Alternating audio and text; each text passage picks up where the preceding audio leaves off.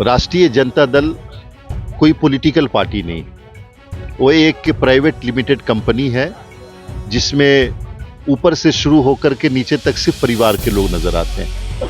आप कोई भी प्रोग्राम देख लीजिए राष्ट्रीय जनता दल का, तो पता ये चलेगा कि माता पिता के बाद एक बेटा, दूसरा बेटा, फिर एक बेटी, दूसरी बेटी, तीसरी बेटी, चौथी बेटी, पांचवी बेटी, छठी बेटी, तो बेटा बेटी, फिर उससे जब बच जाता है तो दामाद, फिर उससे बच जाता है तो बहू, उससे बच गया तो साला, तो ये एक प्राइवेट लिमिटेड कंपनी है श्री लालू प्रसाद यादव जी की, जो उन्होंने जादूगरी करके और जोक सुना करके बिहार के लोगों को बेवकूफ़ बनाया और अपनी कंपनी को चलाते रहे। नमस्कार, आप देख रहे हैं न्यूज फॉर नेशन में आपके साथ अभिजीत सिंह। जदयू के कद्दावर नेता एमएलसी खालिद अनवर फिर से वो आज बिहार विधानसभा जाकर नामांकन किया है बिहार के मुख्यमंत्री नीतीश कुमार के साथ।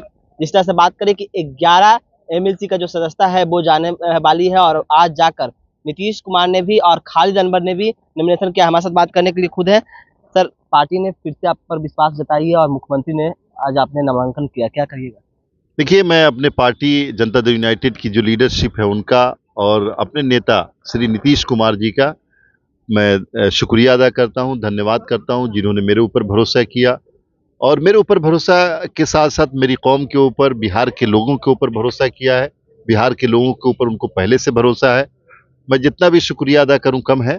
और नीतीश कुमार जी ने हमेशा बिहार के लोगों के साथ इंसाफ किया, न्याय किया और जो कुछ हो सकता है पॉलिटिकली एकोमोडेशन की बात हो या विकास की बात हो या डेवलपमेंट की बात हो या सोशल लेवल पे रिफॉर्म की बात हो, हर लेवल पे उन्होंने न्याय का ख्याल रखा है, हर तबके के साथ इंसाफ किया है। तो मैं उन लोगों का, अपनी लीडरशिप का और अपने नेता श्री नीतीश कुमार जी का बहुत शुक्रिया अदा करता हूँ। जिस तरह से बात किया जाए कि राजद जन विश्वास महारैली गांधी मैदान में किया और जिस तरह से माई बाप की बात करते हैं, मतलब मुस्लिम और यादव जो उनका कोर वोटर कहा जाता है राजद का, और फिर उसके बाद अब बाप की भी बात करने लगे हैं, तो अब सारी जातियां तो कर रहे हैं कि हमारे तरफ है। देखिए,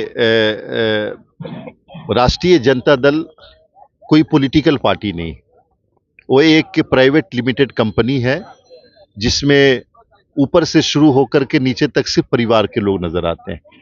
आप कोई भी प्रोग्राम देख लीजिए राष्ट्रीय जनता दल का, तो पता ये चलेगा कि पिता के बाद एक बेटा, दूसरा बेटा, फिर एक बेटी, दूसरी बेटी, तीसरी बेटी, चौथी बेटी, पांचवी बेटी, छठी बेटी, तो बेटा बेटी, फिर उससे जब बच जाता है तो दामाद, फिर उससे बच जाता है तो बहू, उससे बच गया तो साला, तो ये एक प्राइवेट लिमिटेड कंपनी है श्री लालू प्रसाद यादव जी की, जो उन्होंने जादूगरी करके और जोक सुना करके बिहार के लोगों को बेवकूफ़ बनाया और अपनी कंपनी को चलाते रहे। आज वो एक्सपोज हो चुके हैं, न तो वो मुसलमानों के हैं न ही यादव के हैं। अभी राज्यसभा भेजने की बात हुई, किस यादव को भेजा और किस मुसलमान को भेजा उन्होंने? उनको नजर आया हरियाणा का एक पीआर कंपनी चलाने वाला यादव, जो तेजस्वी यादव जी के बहुत वफादार है। चूंकि अपने वफादारों को हरियाणा में ढूंढते हैं और दूसरी जगह ढूंढते तो ढूंढते रहे, न तो यहाँ वो मुसलमानों के लिए है और न ही किसी और दूसरे जात के लिए है, तो एक्सपोज हो रहे हैं। मुझे लगता है कि 2024 में बिहार के लोग उनको बता देंगे कि भाई अब ये राजनीति जो आपकी है, बेवकूफ़ बनाने वाली राजनीति, हमारे किसी के जज्बात को इस्तेहसाल करने वाली राजनीति, किसी का एक्सप्लॉइटेशन करने वाली सियासत, ये सब नहीं चलने वाला है।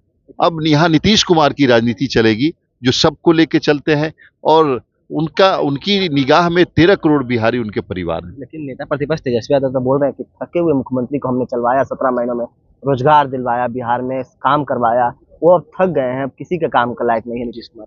देखिए, ये डिस्परेट जब होता है इंसान, तो इस तरह अपने बुजुर्गों की बेइज्जती शुरू कर देता है। तेजस्वी यादव जी को याद रखना चाहिए कि जो हमारे बुजुर्ग हैं, चाहे लालू यादव जी हों, अगर उनको ये कहते हैं कि थका हुआ तो अपने घर से बाहर निकाल के फेंक दो उनको।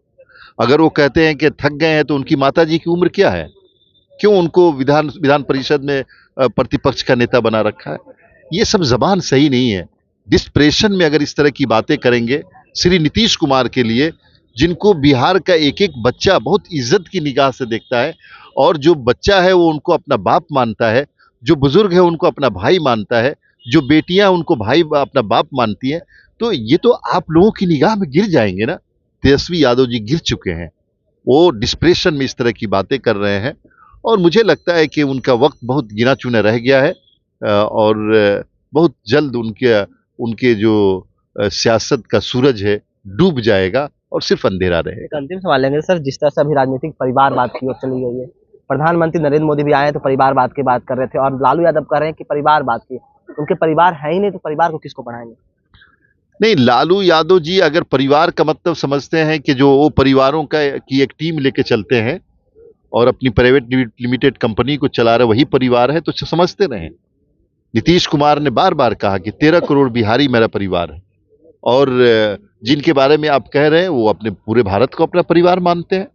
तो लालू जी अपने परिवार को परिवार मानते रहे, अपने साला को साला माने, अपनी बेटियों की लंबी लाइन लगा दे स्टेज के ऊपर, और बेटों को एक हाथ में एक बेटा, दूसरे हाथ में दूसरा बेटा, पीछे एक बेटी, आगे दूसरी बेटी, दाएं एक बेटी, बाएं एक बेटी, पांचवी छठी बेटियां तक लाइन में लगी हुई, तो लगाते रहे हो। हमारे यहाँ ये सब चलने वाला नहीं। अब इसका लोकसभा चुनाव आप तो जीतिएगा ना? 24 का लोकसभा चुनाव तो जीतना ही है, 25 का विधानसभा हम लोग 200 से ज्यादा सीटें जीतेंगे और राष्ट्रीय जनता दल खत्म हो जाएगी। क्या कुछ कर रहे थे जदयू के कद्दावर नेता और एमएलसी खालिद अनवर, आपने सुना। इस तमाम खबरों पर न्यूज़ पॉइंट के साथ नमस्कार।